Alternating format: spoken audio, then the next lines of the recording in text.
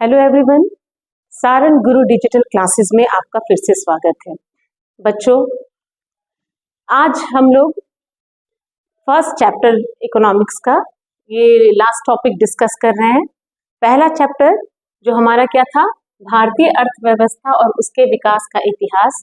Already इसमें हमने सभी टॉपिक्स को कवर कर लिया है। ठीक है, आज हम लास्ट टॉपिक को कवर करने वाले हैं। ठीक है, पिछले टॉपिक में मैंने आपको क्या समझाया था?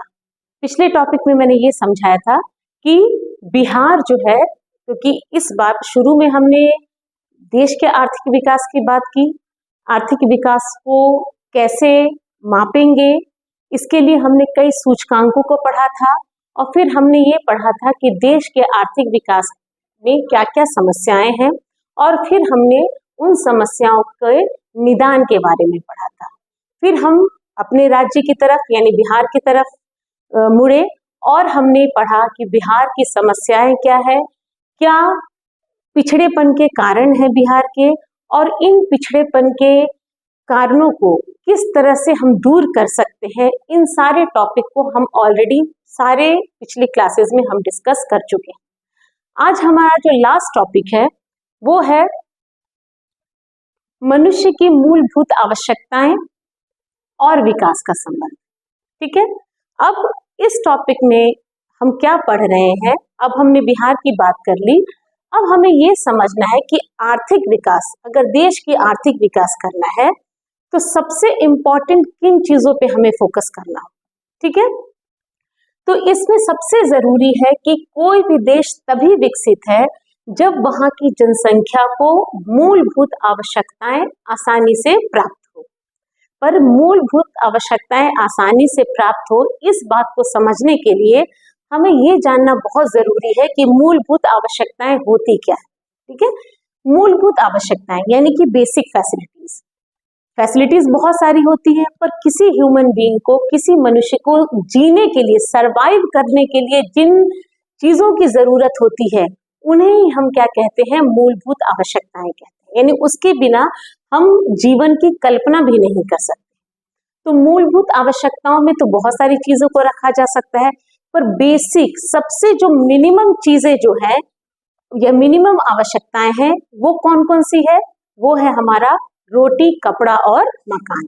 ठीक है, ये मानव की किसी भी, ऐसा नहीं कि हम केवल भारत की बात कर रहे हैं, किसी भी मानव की या किसी भी देश की जनसंख्या की जो सबसे मूलभूत आवश्यकता है वो क्या है?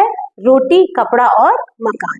ठीक है, यानी कि भोजन, वस्त्र और आवास।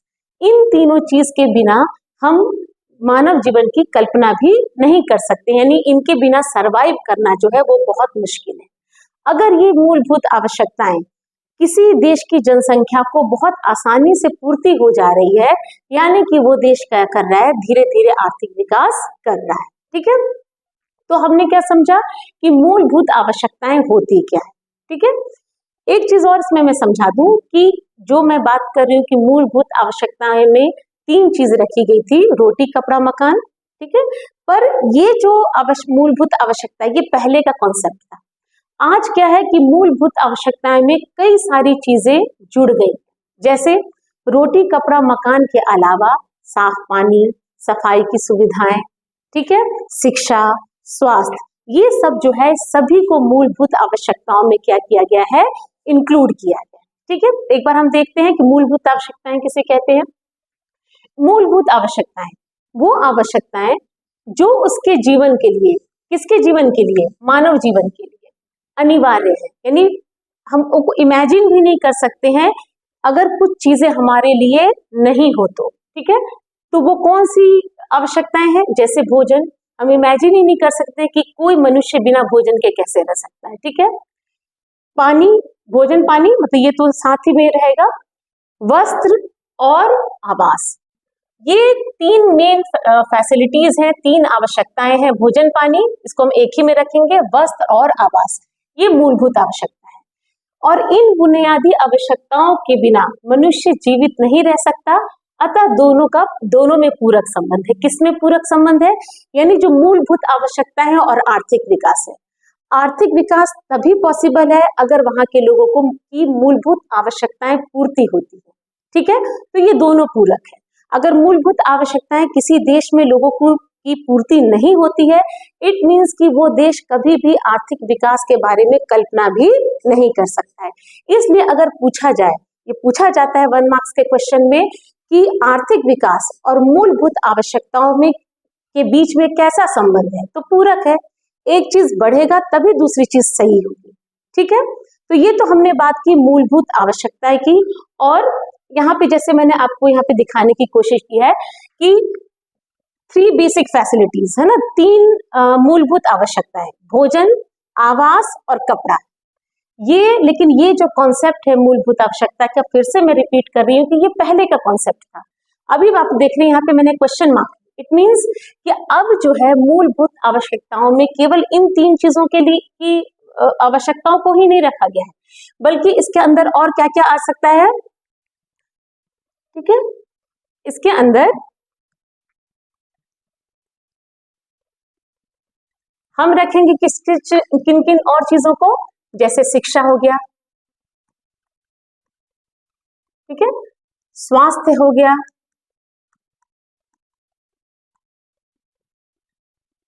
सफाई की सुविधा हो गई, साफ सफाई की सुविधा, ये सारी चीजें और कई सारी चीजें है ना, इन सब को हम लोग किस में रखेंगे, मूलभूत आवश्यकता में। तो ये चीज आपको ध्यान रखनी है कि मूलभूत आवश्यकता किसे कहते हैं। और दूसरी बात कि ये कॉन्सेप्ट जो है मूलभूत आवश्यकता का, ये अब ग्रेजुअली क्या हो रहा है, चेंज हो रहा है सभी देशों में। दूसरा हमने क्या पढ़ा कि मूलभूत आवश्यकता और आर्थिक विकास में किस तरह का संबंध है, तो दोनों एक दूसरे के पूरक है, एक चीज बढ़ेगी तभी दूसरी चीज बढ़ेगी। ठीक है, चलो नेक्स्ट देखते हैं क्या है।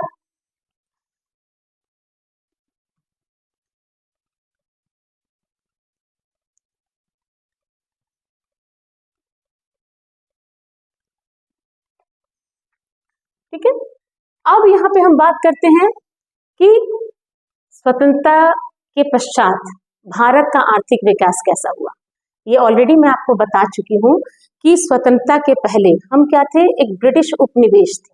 ठीक है, उन्होंने हम पे लगभग 200 ईयर्स तक हम पे शासन किया, और इसका रिजल्ट क्या हुआ कि देश के जितने भी रिसोर्सेज थे, इसको ये हमारे यहाँ से उठा करके अपने कंट्री में, या उन्होंने हमारे संसाधनों का पूरी तरीके से दोहन किया। ठीक है, एक्सप्लॉइट किया हमारे रिसोर्सेज की। इसका रिजल्ट क्या हुआ कि भारत की आर्थिक स्थिति जो थी वो पूरी तरीके से चरमरा गई, हमारी अर्थव्यवस्था जो थी वो पूरी तरीके से बर्बाद हो गई। ठीक है, फिर हमारी कंट्री इंडिपेंडेंट होती है 1947 को।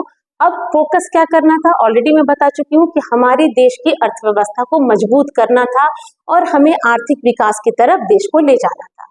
पर 2 जो थे वो बहुत बड़ी समस्या थी हमारे सामने, और आज भी है। ठीक है, यानी हम स्वतंत्रता प्राप्ति के पश्चात आर्थिक विकास तो हुआ है, लेकिन ये आर्थिक विकास जो है ये बहुत ज्यादा तीव्र गति से नहीं हुआ। क्यों? क्योंकि इसमें मेन जो है 2 तरह के थ्रेट थे, 2 बाधाएं थी। एक तो हमारी बढ़ती हुई जनसंख्या और दूसरी गरीबी। ठीक है, जनसंख्या, जिसे ऑलरेडी भी पिछली ही क्लास में मैंने बताया कि बढ़ती हुई जनसंख्या को रोकने के लिए क्या किया जा रहा है, बहुत सारे कार्यक्रम चलाए जा रहे हैं, जिसमें शिक्षा का प्रसार किया जा रहा है, जिसमें बताया जा रहा है कि ज्यादा जनसंख्या जो है वो देश के लिए क्यों हानिकारक है। परिवार नियोजन कार्यक्रम के थ्रू लोगों को शिक्षित किया जा रहा है, उनको अवेयर किया जा रहा है। ठीक है, तो जनसंख्या को कंट्रोल करने के लिए क्या है, बहुत सारे कार्यक्रम सरकार के द्वारा चलाए जा रहे हैं, ताकि हमारा देश जो है इस बाधा से किसी तरीके से ओवरकम कर ले और हमारा देश आर्थिक विकास की तरफ बढ़ जाए। ठीक है, आपको पता होना चाहिए कि पहले चाइना जो था वो सबसे ज्यादा जनसंख्या वाला देश था, लेकिन अब हम जनसंख्या के मामले में चाइना से भी ऊपर आ चुके हैं। यानी इस स्थिति को हम कहते हैं जनसंख्या विस्फोट की स्थिति, जो कि हमारे देश में। ठीक है, तो ये बाधा है, लेकिन इस बाधा को ओवरकम करने के लिए, इस चैलेंज को ओवरकम करने के लिए गवर्नमेंट जो है वो बहुत सारे प्रयास कर रही है। ठीक है, दूसरी जो बाधा है वो क्या है, गरीबी। गरीबी को सबसे बड़ी बाधा, या गरीबी को कहा जाता है कि ये कैंसर की तरह होता है।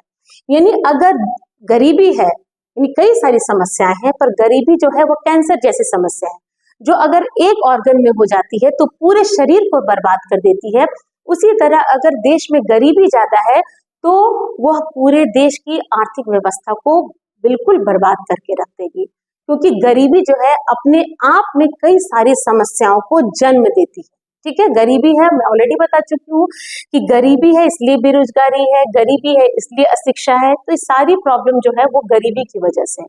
इसलिए गरीबी को हम कह सकते हैं कि ये सबसे बड़ी समस्या है। हाँ, जनसंख्या आप देख सकते हैं कि इंडिया की जनसंख्या मतलब इतनी ज्यादा हमारी कंट्री पॉपुलेटेड है। ओके, गरीबी गरीबी कोई पिक्चर में दिखाने की चीज नहीं है कि मैं आपको इस पिक्चर के थ्रू ये डिपिक्ट करूं या ये दिखाऊं कि गरीबी क्या होती है। हम चलते, जब हम रास्ते में चलते हैं, आप थोड़ी दूरी में ही या कहीं भी आप जाइए, किसी रास्ते में जाइए, छोटे शहर में, बड़े शहर में, मेट्रोपॉलिटन सिटीज में, आप क्या देखिएगा, गरीबी का चित्रण जो है वो यहाँ दिखाने के नहीं, आप ऑटोमेटिक उस चीज को देख सकते हैं और आप इस चीज को भांप सकते हैं कि हमारे कंट्री में जो गरीबी है वो क्यों कहा जा रहा है कि बहुत बड़ा अभिशाप है। तो these are two challenges and we have to overcome it, है ना। हमें इससे क्या करना है, इस चैलेंज को खत्म करना है ताकि हमारा देश क्या करे, आर्थिक विकास करे। अब प्रॉब्लम ये है कि गरीबी को अगर हमें पहचानना हो कि गरीबी है क्या, अगर कोई आपसे पूछे कि गरीबी को परिभाषित करना है तो आप गरीबी की परिभाषा क्या दीजिएगा। ठीक है, तो अभी मैंने आपको क्या समझाया, मूलभूत आवश्यकताएं, कि तीन जो है ये मूलभूत आवश्यकता है, वो है रोटी, कपड़ा, मकान। तो गरीबी वो परिस्थिति है, ये बहुत बार पूछा जाता है 1 मार्क्स का क्वेश्चन कि मतलब गरीबी को परिभाषित कीजिए। तो गरीबी क्या है, ऐसी परिस्थिति, ऐसी सर्कमस्टेंसेस, ऐसी सिचुएशन जिसमें कोई व्यक्ति अपनी मूलभूत आवश्यकताओं को भी पूरा नहीं कर सकता है।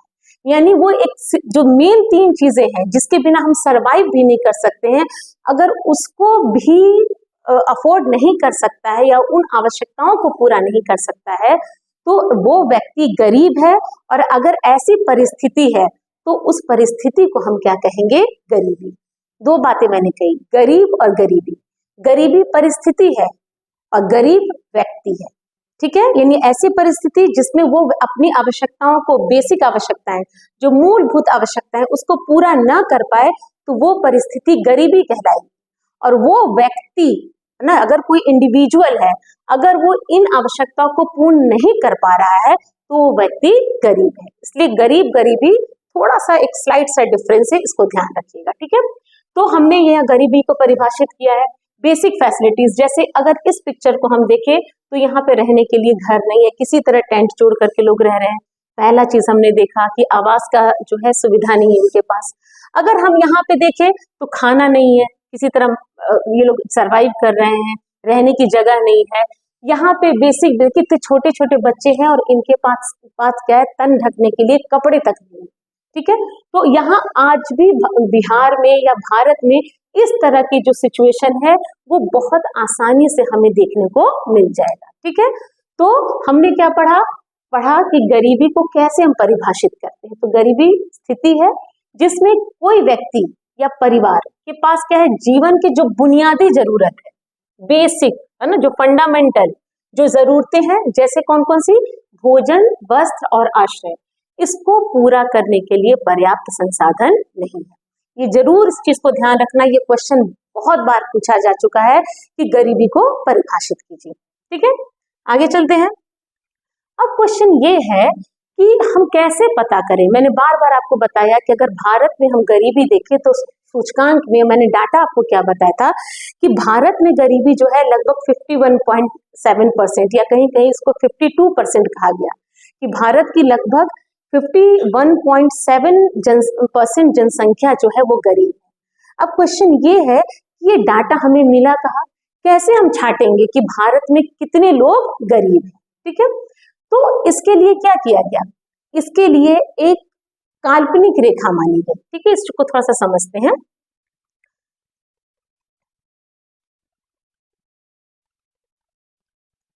ठीक है, अब यहाँ पे हम एक देख रहे हैं कि क्या है, गरीबी रेखा। इसको इंग्लिश में हम बोलते हैं पॉवर्टी लाइन, गरीबी रेखा को हम क्या कहते हैं? पॉवर्टी लाइन कहते हैं। रेखा यानी लाइन, ठीक है। गरीबी, अभी क्वेश्चन ये है कि गरीबी रेखा की जरूरत क्यों पड़ी? तो ये तय करने के लिए कि हमारी जनसंख्या में कितने प्रतिशत जनसंख्या जो है वो गरीब है, यानी कि वो अपनी बुनियादी आवश्यकताओं को पूरा भी नहीं कर सकती है। तो इसके लिए क्या किया गया? एक काल्पनिक रेखा मानी गई कि एक रेखा है, इसी रेखा को हम क्या कहेंगे? गरीबी रेखा कहेंगे, गरीबी रेखा कहेंगे। इस रेखा के नीचे जो आएंगे, जो जनसंख्या आएगी, उसको हम कहेंगे BPL, below poverty line. Already मैं बता चुकी हूं कि गरीबी रेखा को हम क्या कह रहे हैं? पॉवर्टी लाइन कह रहे हैं, ठीक है, पॉवर्टी लाइन, ठीक है। तो यहाँ पे पॉवर्टी लाइन, लेकिन बिलो, इस लाइन के जो बिलो है उनको रखा गया बीपीएल कहा जाता है, बिलो पॉवर्टी लाइन। इस रेखा के जो ऊपर है उनको कहा गया एपीएल, अबव पॉवर्टी लाइन। इस रेखा के ऊपर जो जनसंख्या आएगी उसको हम कहेंगे अबव पॉवर्टी लाइन, और इस रेखा के नीचे जो आती है जनसंख्या जो आएगी उसको हम कहेंगे बिलो पॉवर्टी लाइन, ठीक है। अब क्वेश्चन ये है कि कैसे पता करेंगे कि कौन सी जनसंख्या नीचे है, कौन सी जनसंख्या ऊपर है? कोई तो क्राइटेरिया होगा जिससे ये पता लगाया जा सके कि जनसंख्या का कितना प्रतिशत जो है इस रेखा के ऊपर है और इस रेखा के नीचे है। लेकिन इसको समझाने के लिए पहले एक बार फिर से आपको मैं डेफिनेशन बताना चाहूंगी कि गरीबी रेखा, अगर क्वेश्चन आता है आपका कि गरीबी रेखा कहते किसको है, तो इसको आप कैसे डिफाइन कीजिएगा? तो गरीबी रेखा वह सीमा है, ठीक है, ये एक तरह की सीमा है, कैसे बाउंड्री होती है कि उधर आप जाइएगा, जैसे अभी जैसे इंडिया पाकिस्तान तो एक बाउंड्री है, ठीक है, उसके उधर कोई दूसरा देश है, अगर आप इधर आते हैं तो दूसरा देश है। तो ये एक तरह की सीमा है जिसके नीचे, अगर इसके नीचे किसी व्यक्ति या परिवार को बुनियादी आजीविका आवश्यकताएं क्या क्या थी? भोजन, कपड़ा और आवास से वंचित हो जाता है, यानी इस रेखा के नीचे जो भी परिवार है या कोई भी व्यक्ति है जो अपनी मूलभूत आवश्यकताएं या बुनियादी आवश्यकताओं को पूरा नहीं कर पाएगा, तो यहाँ जो नीचे वाली जनसंख्या है उसको हम क्या कहेंगे? Below poverty line. It means कि ये जो लाइन है ये क्या करता है? बांटता है जनसंख्या को किसमें? निर्धन में और गैर निर्धन। यानी इस रेखा के द्वारा हम जनसंख्या को दो भागों में बांट सकते हैं कि जनसंख्या का कितना हिस्सा निर्धन है और जनसंख्या का कितना हिस्सा जो है वो गैर निर्धन, ठीक है। तो गरीबी रेखा उसे कहते हैं। फिर से डिफाइन बताती हूँ, गरीबी रेखा एक काल्पनिक रेखा, ऐसा कोई लाइन नहीं है, इसको हमने इमेजिन किया, ये एक तरह की इमेजिनरी लाइन है जो कि क्या करती है? विभाजित करती है किसको? निर्धन को और गैर निर्धन को। क्लियर है? अगर गरीबी रेखा के नीचे है जनसंख्या, इट मींस वो अपनी बुनियादी आवश्यकताओं को पूरा नहीं कर पा रही है, इसलिए हमने उसको निर्धन कहा। इसके ऊपर जो जनसंख्या है वो एटलीस्ट अपनी बुनियादी आवश्यकताओं को आसानी से पूरा कर लेती है, इसलिए हमने इस रेखा के ऊपर जो जनसंख्या आएगी उसको हमने गैर निर्धन कहा। ठीक है बच्चों, अब आगे हम देखते हैं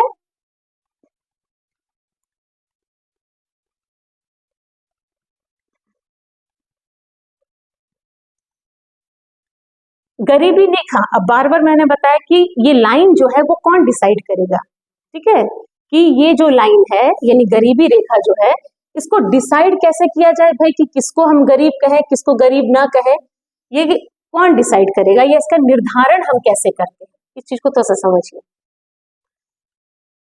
तो सबसे पहले गरीबी रेखा का निर्धारण जो था वो कब किया गया? 1962 में, ठीक है।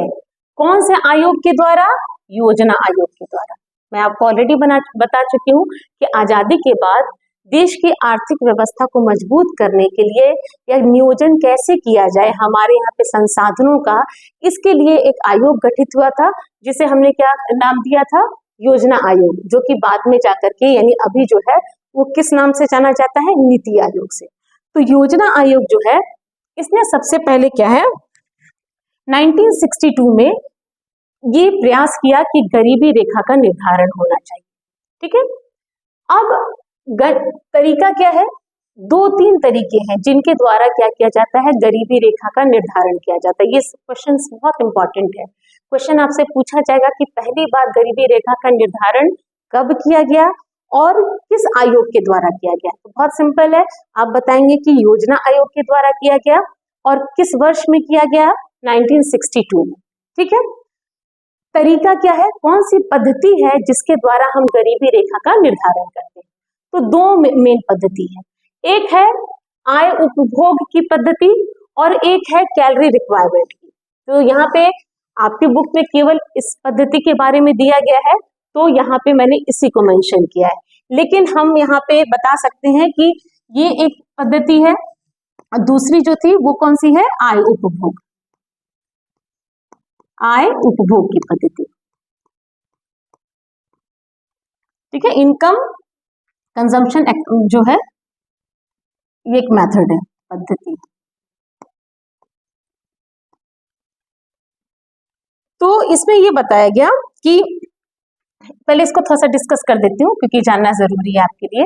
इसमें ये बताया गया कि 2012 में, ठीक है, योजना आयोग क्या जो था उसने क्या कहा, योजना आयोग के द्वारा ये कहा बताया गया, योजना आयोग के द्वारा ये बताया गया कि 972 रुपीज और 1407 रुपए, दो इसको समझिए। ठीक है, ये ग्रामीण इलाकों के लिए था, जो ग्रामीण क्षेत्र थे, और ये था शहरी क्षेत्रों के लिए, शहरी क्षेत्रों के लिए। इसको ध्यान रखना है, ये आपका प्रति माह है, प्रति माह। बस एक पहली पद्धति ये कही गई कि अगर कोई व्यक्ति महीने में, अगर वो गांव में रहता है, अगर 972 रुपए कमाता है, ठीक है, या तो उसको हम रखेंगे, यानी अब ये लाइन बता दी गई कि ये गरीबी रेखा है, इसमें बता दिया गया है कि 2 क्राइटेरिया होगा, 972 रुपीज फॉर रूरल एरियाज यानी ग्रामीण इलाके के लिए, और जो शहरी इलाके हैं, ठीक है, जो अर्बन एरियाज हैं, उसके लिए था 1407 रुपए। अगर कोई व्यक्ति, मान लीजिए कि मैं अपनी बात करूं, मेरी महीने की इनकम जो है वो 1407 रुपए या 1500 रुपए, तो मेरी महीने की इनकम, मैं शहर में रह रही हूं और मेरी इनकम जो है वो 1500 रुपए है, यानी मैं इस लाइन के ऊपर आऊंगी क्योंकि मेरी इनकम कितनी है, 1500 रुपए प्रति माह। ठीक है, पर अगर कोई व्यक्ति शहर में रह रहा है और उसकी इनकम 1300 है यानी 1300 रुपए है, तो वो कहाँ आ जाएगा, क्योंकि यहाँ पे क्या डिसाइड हुआ है कि 1407 रुपए एटलीस्ट उसको कमाना चाहिए प्रति माह। लेकिन अगर कोई व्यक्ति शहर में रह रहा है और वो 1300 रुपए प्रति माह कमा रहा है, तो वो इस लाइन के नीचे आ जाएगा। क्लियर है, ये शहरों के लिए था।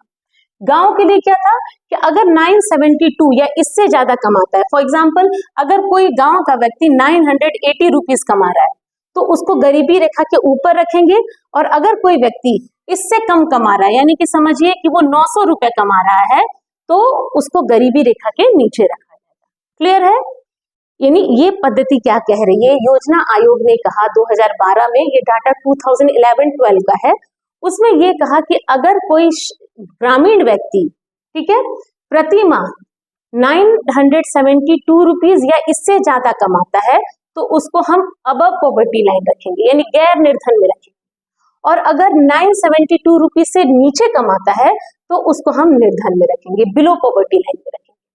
शहरी क्षेत्रों के लिए क्या कहा गया कि अगर वो महीना में कोई व्यक्ति 1407 रुपए या इससे ऊपर कमाता है, तो उसको हम अबव पॉवर्टी लाइन यानी कि निर्धन, गैर निर्धन जनसंख्या में रखेंगे, और अगर वो इससे कम कमाता है, ठीक है, तो उसको हम क्या करेंगे, गरीबी रेखा के नीचे रखेंगे।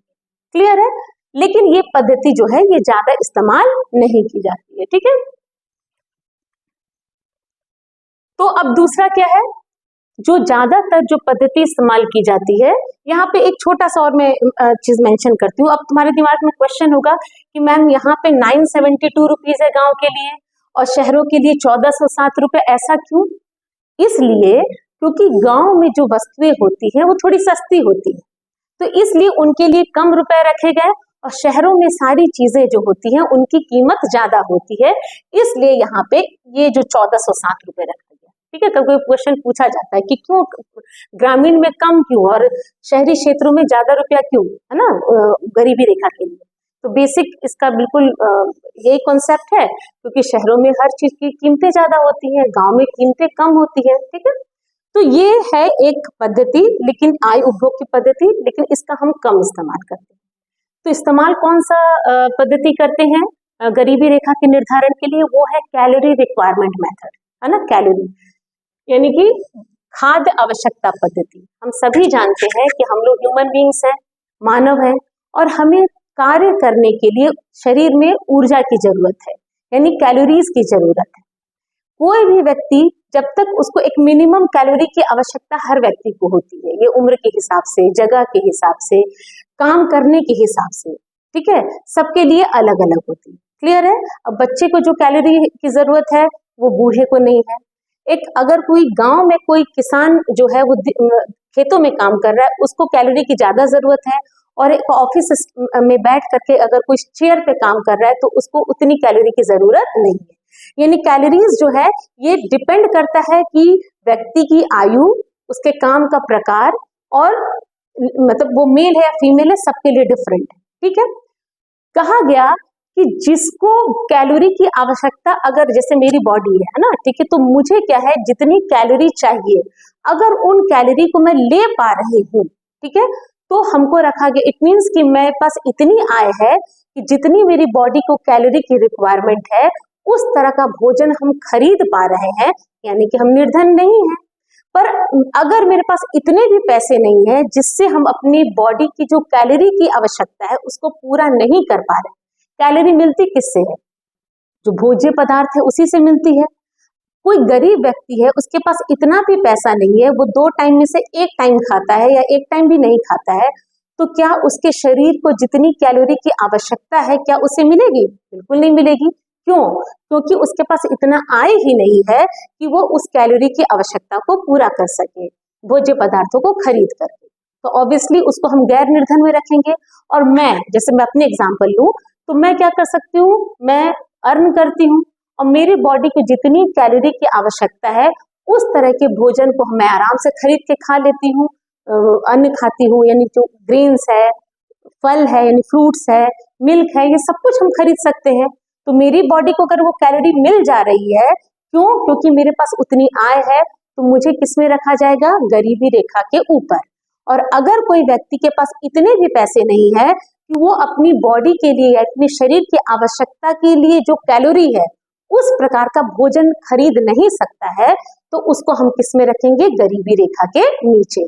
और यही जो पद्धति है इसी को ज्यादातर इस्तेमाल किया जाता है गरीबी रेखा के निर्धारण के लिए। ठीक है, यहाँ एक बार मैं हल्के से आपको बता देती हूँ कि गरीबी रेखा की जब हम गणना करते हैं कि भाई, एक बार इसको मैं ये कर दे रही हूँ कि अगर हम बात करते हैं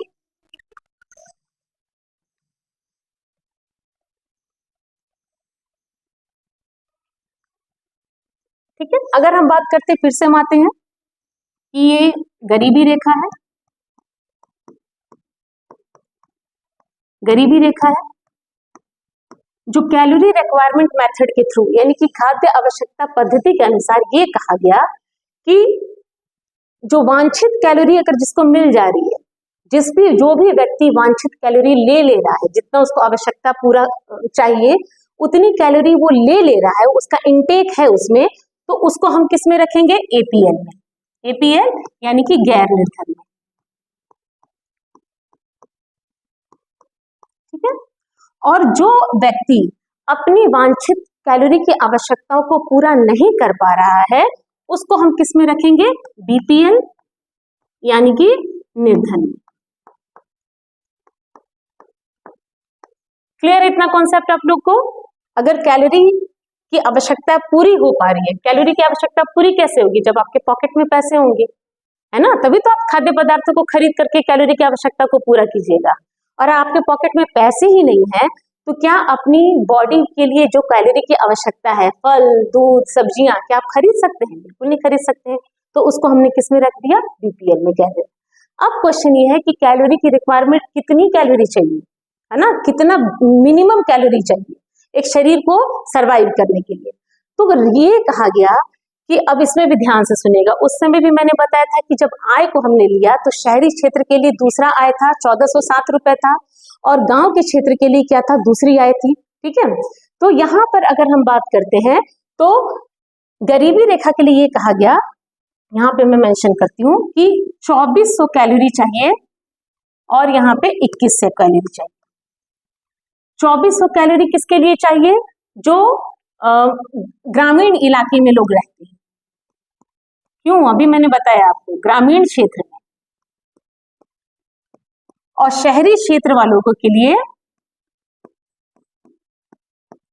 कितनी कैलोरी की आवश्यकता होती है, 2100। फिर से मैं बता दूं, ग्रामीण क्षेत्र में जो लोग रह रहे हैं उनके लिए ये माना गया कि उनको एक दिन में 2400 कैलोरी मिल जाए, और जो शहरी क्षेत्र में रह रहे हैं लोग उनके लिए हुआ कि एटलीस्ट वो 2100 कैलोरी जो है उतनी जो है आवश्यकताओं को पूरा कर ले। फिर से यहाँ पे क्वेश्चन रेज होता है, क्यों मैम, यहाँ पे क्यों डिफरेंस है कैलोरीज को लेकर के, दोनों में तो आदमी ही रहते हैं।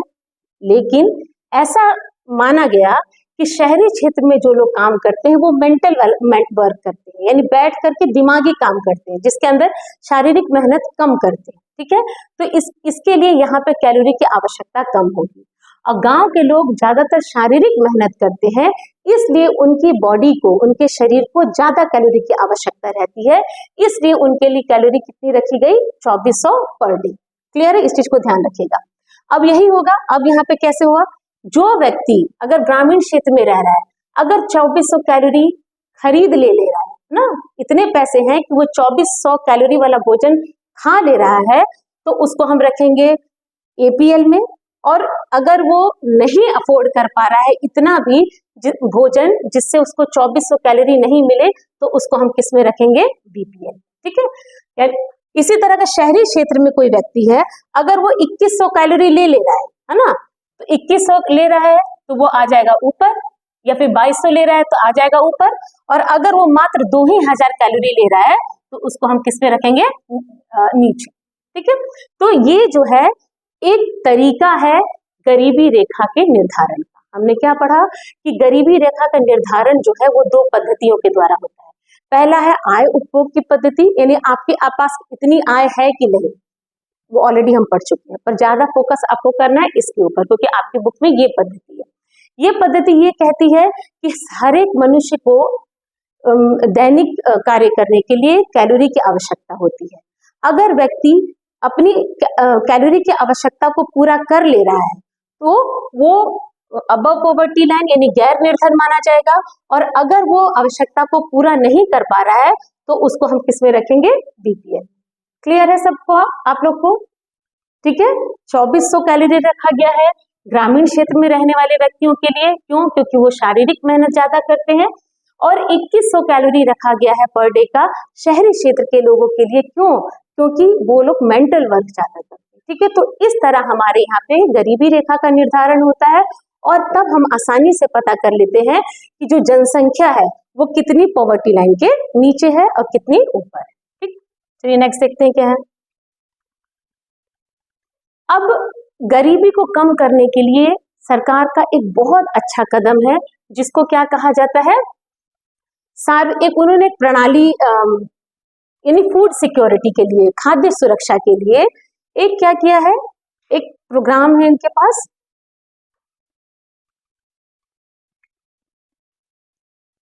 ठीक है, वो है सार्वजनिक वितरण प्रणाली, इसको हम इंग्लिश में कहते हैं पीडीएस, पब्लिक डिस्ट्रीब्यूशन सिस्टम। ये है क्या, आपने देखा होगा कि आपकी लोकेलिटी में एक शॉप्स होती है जिसको कि हम क्या कहते हैं, राशन शॉप्स कहते हैं, या राशन की दुकान कहते हैं।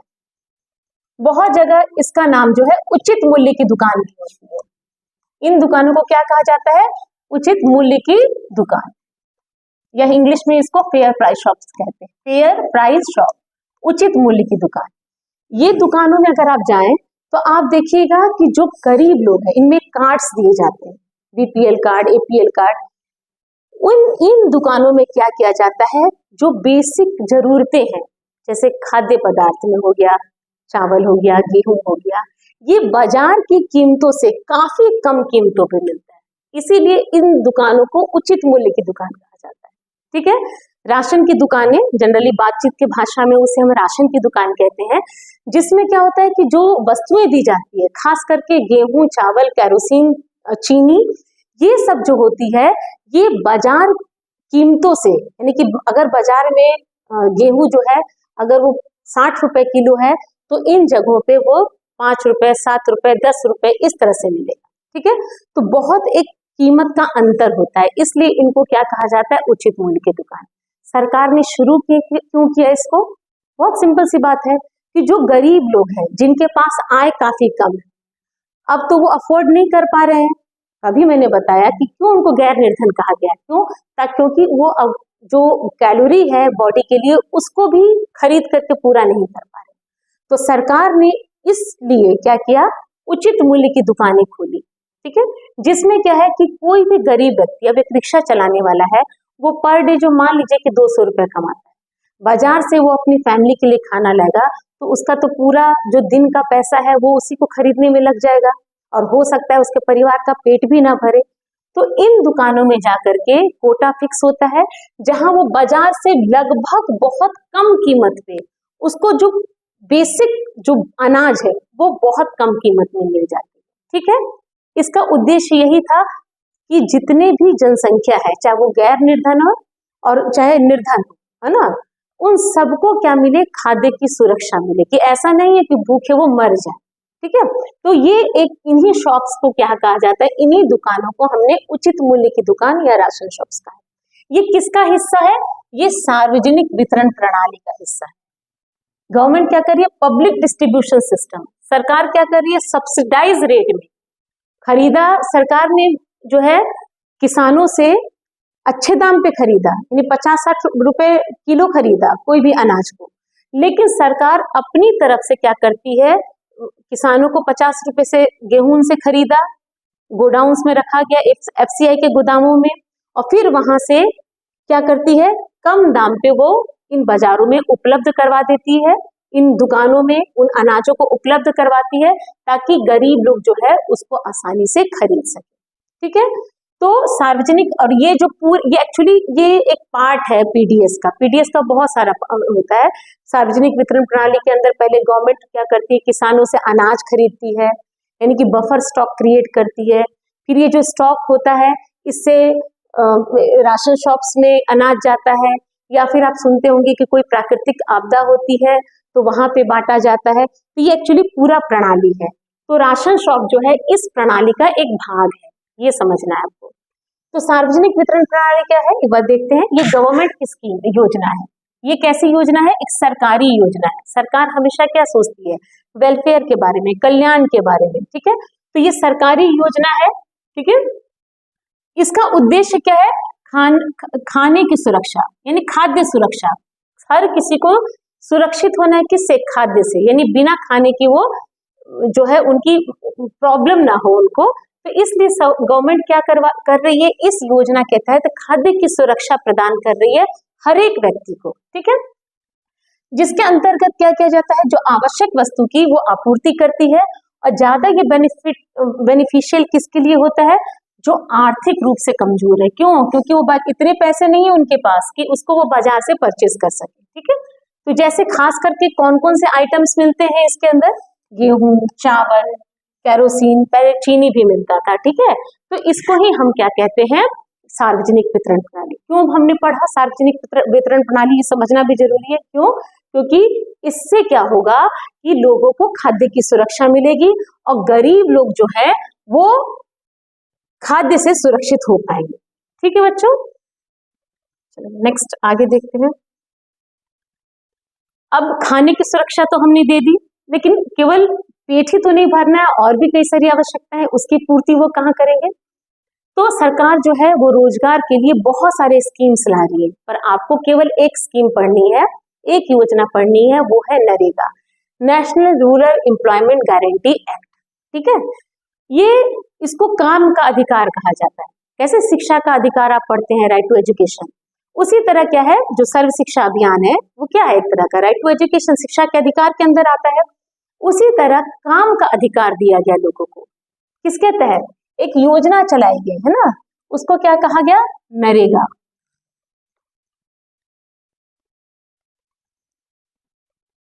देखते थोड़ा सा, बस हम लोग का चैप्टर अब खत्म ही है।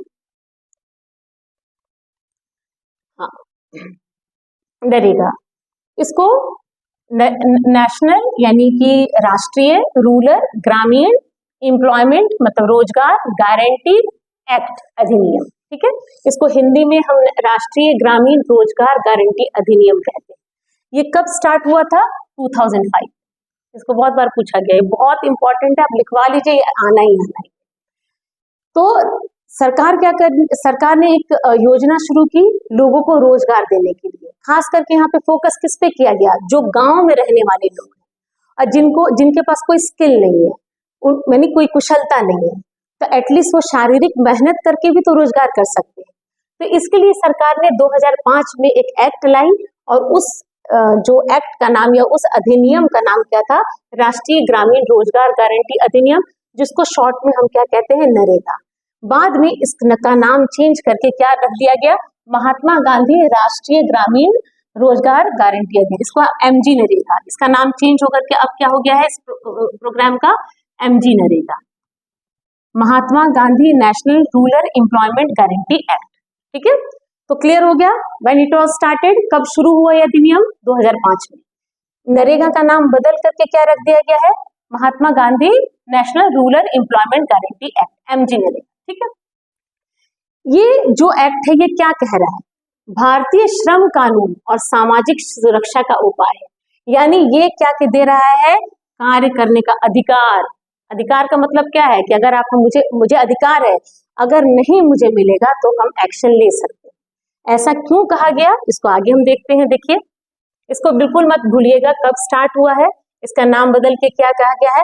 अगर क्वेश्चन पूछा जाता है कि कौन सा एक्ट जो है वो कार्य करने का अधिकार हमें देता है, तो आपको क्या लिखना है, नरेगा लिख दीजिए, एमजी नरेगा लिख दीजिए, ठीक है।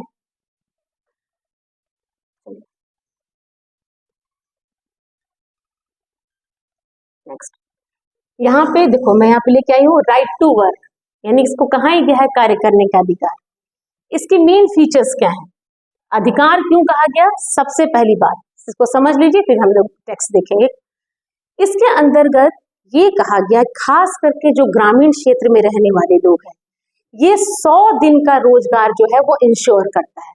यानी अगर कोई व्यक्ति जो बेरोजगार है और उसे रोजगार चाहिए, तो वो नरेगा के ऑफिस में जाएगा और वो भरेगा कि भाई मुझे रोजगार चाहिए। पहली चीज, जब वो एप्लीकेंट गया है ऑफिस में, ये तय है कि उसको 15 दिनों के भीतर रोजगार मिलेगा, ठीक है। अगर नहीं मिला तो उसके बदले उसे अलावेंसेस मिलेंगे, ठीक है। अगर कार्य का अधिकार ये कहा गया कि ये तय है कि जो व्यक्ति इच्छुक है उसे 100 दिन का रोजगार तो अवश्य मिलेगा, ठीक है। तो यही इसके मेन फीचर है। इसमें लगभग 2/3 जॉब्स जो है वो किसके लिए रिजर्व है, वुमेन के लिए रिजर्व। क्लियर है, तो ये मेन फीचर्स हैं इसके। क्या है देख लीजिए, पहले सबसे इंपॉर्टेंट, कितने दिन का रोजगार दे रहा है ये, 100 डेज का। ये कितने दिन का रोजगार दे रहा है हमें, ये 100 दिन का रोजगार, 365 दिन में से ये तय है कि 100 दिन का रोजगार मिलेगा। कितनी जगह में, विद इन 5 किलोमीटर, 5 किलोमीटर के भीतर रोजगार मिलेगा, ठीक है। किसको, एप्लीकेंट को, वो भी कब, 15 दिन के भीतर। अगर 15 दिन के भीतर नहीं मिलेगा तो उसको बैठे बिठाए भत्ते मिलेंगे, अलावेंसेस मिलेगा, ठीक है। थोड़ा सा इसको देख लेते हैं, ये जरूर अच्छे से आप लोग पढ़िएगा। ये कोई भी सरकार योजना स्टार्ट करती है तो कुछ लक्ष्य रखती है। लक्ष्य क्या है इस प्रोग्राम का, ग्रामीण क्षेत्रों में रोजगार की सुरक्षा को बढ़ाने के लिए, ठीक है। फीचर्स, पहला, कम से कम 100 दिन का एम्प्लॉयमेंट मिलेगा ही मिलेगा, ठीक है, हर परिवार के लिए। इसमें जो व्यस्त सदस्य जो है वो, हाँ, रोजगार ये मत सोचिए कि उसको डॉक्टर और इंजीनियर बनेगा। उसको कैसा काम मिलता है, अकुशल, मैनुअल वर्क, अब रोड बनाना है, ईंटा ढोना है, इस तरह के कार्य, ठीक है। तो इसमें कार्य जो होगा वो कैसा होगा, अकुशल मैनुअल, यानी शारीरिक काम करने के लिए, ठीक है।